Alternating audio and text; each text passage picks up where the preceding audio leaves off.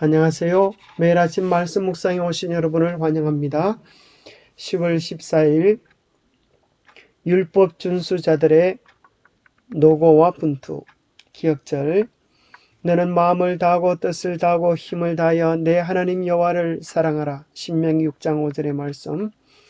오늘의 말씀 역대하 31장 20절과 21절 말씀입니다.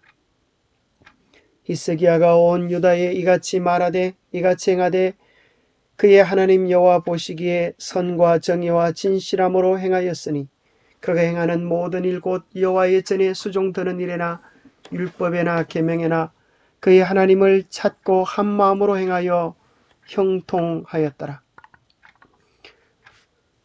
바울의 경험입니다. 그들이 그리스도의 일꾼이냐 정신없는 말을 하거니와 나는 더욱 그러하도다.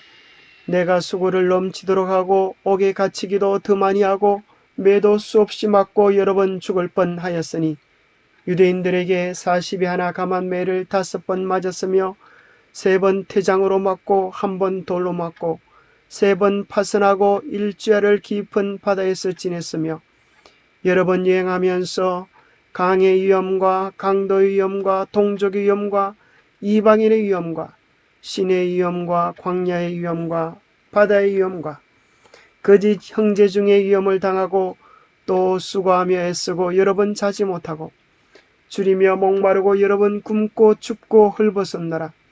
이외의 일은 고사하고 아직도 날마다 내 속에 눌리는 일이 있으니 곧 모든 교회를 위하여 염려하는 것이라. 누가 약하면 내가 약하지 아니하며 누가 실족하면 실족하게 되면 내가 애타지 아니하더냐. 생각할 문제. 히스기야가 번영을 누린 주된 이유는 무엇인가? 순종하는 자들에게 임한 재난과 어려움은 어떻게 이해할 것인가? 그대는 어떤 길을 가려는가? 순종의 고난의 길을 가려느냐? 불순종한 형통의 길을 가려느냐? 히스기야가 번영을 누린 주된 이유를 성경은 이야기하기를 하나님 여호와 보시기에 선과 정의와 진실함으로 행하였기에 하나님께서 그에게 형통함을 더하셨다고 기록해 주고 있습니다. 그래서 하나님께 율법에 순종하며 사는 삶은 형통의 근원임을 성경에서 이야기해 주고 있습니다. 그런데 교과에서 44페이지에 이렇게 기록되어 있습니다. 하나님이 번영하게 하신 백성에게서 증명되었듯이 하나님의 율법을 따르는 삶에는 큰 유익이 있다. 여호수아는 하나님의 교훈을 열심히 따르고 이스라엘 백성도 그렇게 인도했다. 하나님은 이스라엘 백성에게 그들이 율법에 순종하면 번영할 것이라고 반복해서 말씀하셨다.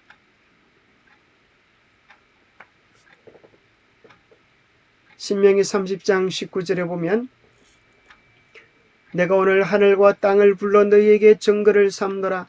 내가 생명과 사망과 복과 저주를 내 앞에 두었은즉 너와 내 자손이 살기 위하여 생명을 택하고. 성경의 근본 원리는 생명과 복이 순종의 길을 택함에 있다라고 가르치고 있습니다. 한 번의 죄는 우리를 당장 지옥으로 이끄는 것은 아니지만 한 번의 죄는 두 번의 죄를 짓도록 이끌어주고 두 번의 것은 세 번의 죄를 지을 것을 마련해 줍니다. 그리하여 계속적으로 죄를 짓게 됩니다. 그러면 언제 어떻게 죄를 끌어버릴 수 있습니까? 우리는 하나님의 충성된 사자로서 하나님의 능력으로 보호를 받기 위하여 그분께 끊임없이 간구해야 합니다. 만일 우리가 어무의 길에서 단 한 치라도 벗어나면 우리는 멸망으로 끝나는 죄의 길을 따라갈 위험에 빠지게 됩니다. 그러하기에 우리는 한 번의 죄를 가볍게 여기지 아니하고 참으로 그것이 멸망에 빠질 죄처럼 단호한 결심으로 죄를 버릴 마음이 있어야 되겠습니다. 그것이 성경의 가르침인데 왜 세상 역사에는 순종하는 자들이 복을 받아야 하는데 왜 그들에게 재난과 어려움과 시련과 고난이 찾아올까요? 순종하는 자들에게 임한 재난과 어려움을 어떻게 우리는 이해할 수 있을까요? 마가복음 6장에 보면 침례 요한의 죽음에 대하여 나와 있습니다. 성령 충만한 침례 요한, 주의 복음을 준비하는 일에 평생을 바친 광야의 소리, 그가 주님을 위한 수고의 대가가 그의 머리가 소반에 담겨 죽는 것이었을까요? 어떻게 하나님이 계시다면 믿음의 사람, 주님을 위하여 살았던 사람을 이렇게 죽도록 내버려 두실 수가 있나요? 우리는 이런 생각을 할 때가 종종 있습니다. 하나님을 신실히 믿은 자에게 질병이 오고 재난과 어려움이 올 때 우리는 참으로 이해하기 어려운 난관 속에 빠질 때가 있습니다. 뿐만 아니라 하나님을 위하여 복음을 전하는 일에 온 삶을 바쳤던 바울에게도 주의 복음을 전하는 그 모든 일들은 고난과 시련의 연속들이었습니다. 여러 번 죽을 뻔한 고비들을 넘기면서 복음을 전하기를 멈추지 아니하고 그 모든 수고를 감내하며 복음을 전했습니다.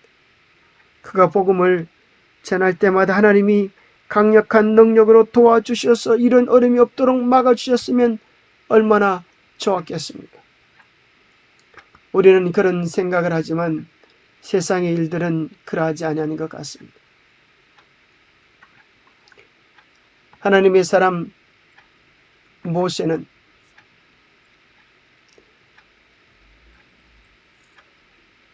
바로의 공주의 아들이라 칭함받기를 거절하고 도리어 하나님의 백성과 함께 고난받기를 잠시 죄악의 낙을 누리는 것보다 더 좋아하고 그리스도를 위하여 받는 수모를 애굽의 모든 부하보다 더 큰 재물로 여겼습니다. 도대체 어떻게 되었기에 그 모든 영화를 거절하고 하나님의 백성과 함께 고난받기를 더 좋아할 수 있었습니까? 그 이유는 상주심을 바라보았음이라 이야기합니다. 보이지 않는 자를 보는 것 같이 하여 참았다고 이야기합니다.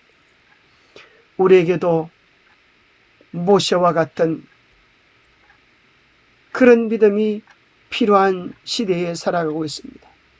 주님을 위하여 고난받는 것을 죄악의 낙을 누리는 것보다 더 좋아하는 모세의 심정이 우리의 마음이 되면 얼마나 좋겠습니까? 특히 팔복의 제일 마지막에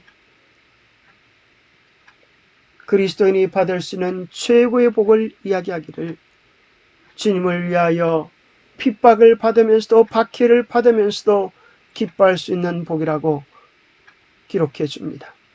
너를 위하여 박해를 받는 자는 복이 있나니 천국이 그들의 것임이라.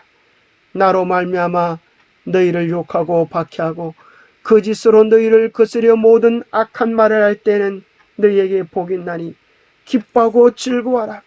하늘에서 너희의 상이 큼이라. 너희 전에 있던 선자들도 이같이 박해하였느니라. 그렇습니다.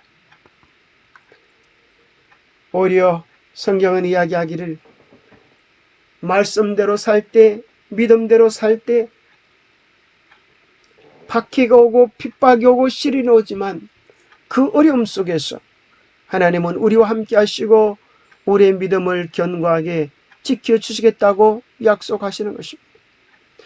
어떤 사람은 이렇게 이야기합니다. 스데반이 돌에 맞아 죽을 때에 하나님은 어디 계셨습니까? 왜 그 돌을 막아주지 아니하셨습니까? 예수님은 스데반의 마음속에 계셔서 원수를 용서할 수 있는 마음을 허락해 주셨습니다. 그래서 스데반도 예수님처럼 자기를 죽이는 자들을 위하여 기도하며 잠들 수 있었습니다. 심지어 무릇 그리스도 예수 안에서 경건하게 살고자 하는 자는 박해를 받으리라고 했고, 예수님도 가난한 자는 복이 있나니 하나님의 나라가 너희 것이며라고 했습니다. 믿음을 지키기 위해서 가난해져도 하나님의 관점에서는 그것이 복이며 성공입니다. 우리에게 가장 좋은 것은 아직 오지 않은 것입니다. 그대는 어떤 길을 가려는가? 순종의 고난의 길을 가려는가? 불순종의 형통의 길을 가려는가? 영감의 교훈에는 이런 말씀이 있습니다. 때때로 그들의 전도가 거의 이겨내기 어려운 장애물로 가로막힐 때 낙담하고 절망에 빠질 자들이 있을 것이다. 그러나 하나님께서는 그와 같은 자들에게 앞으로 나아가라고 말씀하신다. 어떤 희생을 치르더라도 그대의 의무를 다하라. 그대의 영혼을 공포에 몰아넣는 엄청나게 무서워 보이는 고난들이 겸손히 하나님을 신뢰하면서 순종의 길을 따라 앞으로 나아갈 때에는 사라질 것이다. 정언복음 2권 175페이지에 이런 말씀이 있습니다. 흰옷을 입은 예수님과 함께 동행하는 사람들에게는 어떤 죄도 용납될 수 없다. 더러운 옷은 벗겨지고 그리스도의 의의 옷이 우리에게 입혀져야 한다. 우리는 회개와 믿음으로 하나님의 모든 계명을 순종할 수 있게 되고 그분 앞에서 책망할 것이 없는 상태가 된다. 하나님의 인정을 받을 자들은 오늘날 그들의 심령을 괴롭게 하고 그들의 죄를 고백하고 그들의 중보자 예수님을 통하여 용서받고자 열렬히 탄원하고 있다. 참된 하나님의 백성들은 죄악 속에서 낙을 누리기를 좋아하지 아니했습니다. 예수 그리스도의 옷을 입었다는 것은 그들이 알고 있는 어떤 죄도 용납하지 않을 수 있는 마음을 가졌다고 하는 것을 이야기합니다. 마치 깨끗한 옷을 입은 아이가 옷을 더럽혀지지 않기 위하여 조심하는 것처럼 그리스도의 의를 옷 입은 백성들은 그 옷을 지키기 위하여 죄에 대한 단호한 태도를 가져야 할 것입니다. 오늘 이 시대에 우리에게 필요한 정신이 있다면 주님께서 주신 깨끗한 의의 옷을 지키는 것입니다. 그래서 하나님 앞에 책망할 것이 없는 자로 서는 경험이 우리에게 필요한 것입니다. 무엇이 선이고 무엇이 악입니까? 우리는 자주 내가 잘못하지만 또 용서를 빌면 또 용서해 주실 텐데 뭐 하면서 죄를 짓는 것을 핑계 삼고 있지는 않습니까? 여러분 기억하십시오. 우리가 무엇을 쌓느냐에 따라서 선한 것이 나오기도 하고 악한 것이 나오기도 한다는 것입니다. 우리의 크고 작은 경험들이 모아져서 우리의 운명을 결정하는 것입니다. 인생은 늙어가는 것이 아니라 익어가는 것입니다. 하나님을 위하여 익어가십니까? 아니면 죄를 위하여 익어가고 있습니까? 독사의 자식들아, 너희는 악하니 어떻게 선한 말을 할 수 있느냐? 이런 마음에 가득한 것을 입으로 말합니다. 선한 사람은 그 쌓은 선에서 선한 것을 내고 악한 사람은 그 쌓은 악에서 악한 것을 내느니라. 내가 너에게 이르노니 사람이 무슨 무익한 말을 하든지 심판날에 이에 대하여 신문을 받으리니. 하나님의 말씀을 순종하는 길은 쉬운 길이 아닙니다. 그렇다고 하면 죄를 짓고 죄의 쾌락을 누리는 길은 쉬운 길일까요? 그 속에는 더 큰 고난과 저주와 아픔이 있는 것입니다. 매일매일 자아를 주님의 말씀에 굴복하고 우리 안에서 선을 쌓는 경험을 이루어 보면 좋겠습니다.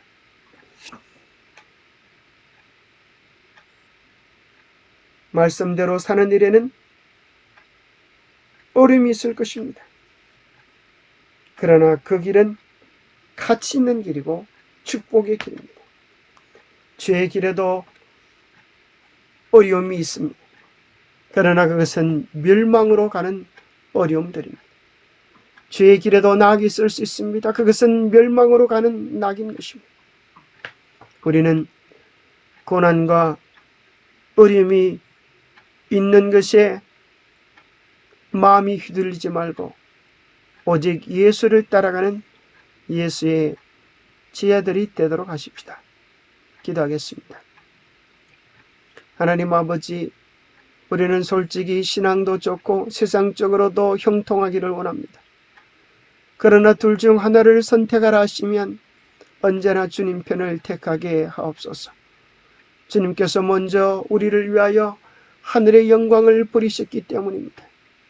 이 세상에서 주님 때문에 혹 고난과 어려움을 당한다 해도 그것이 잠깐이며 주님이 주실 영광은 영원한 것임을 잊지 않게 도와주시옵소서. 우리의 마음에서부터 우리의 생각에서부터 주님을 사랑할 수 있도록 도와주시옵소서. 주님이 우리를 사랑하셔서 천국을 부리셨던 것처럼 우리도 주님을 사랑하여 죄를 버리고 세상을 버리고 자아를 버릴 수 있도록 우리를 도와주시옵소서. 주님을 향한 우리의 사랑이 주의 사랑 속에서 돌보심 속에서 온전케 될 수 있도록 축복하여 주시옵소서. 우리 주 예수 그리스도로 머지하여 간절히 간구하옵나이다. 감사합니다. 우리의 가는 길은 쉬운 길이 아니지만 예수님 가신 길이기에 그 속에서 예수님을 바라보며 기쁨과 즐거움을 누릴 수 있게 되기를 바랍니다. 오늘도 주님 바라보며 기쁨과 소망을 누리는 복된 날 되시기를 바랍니다. 감사합니다.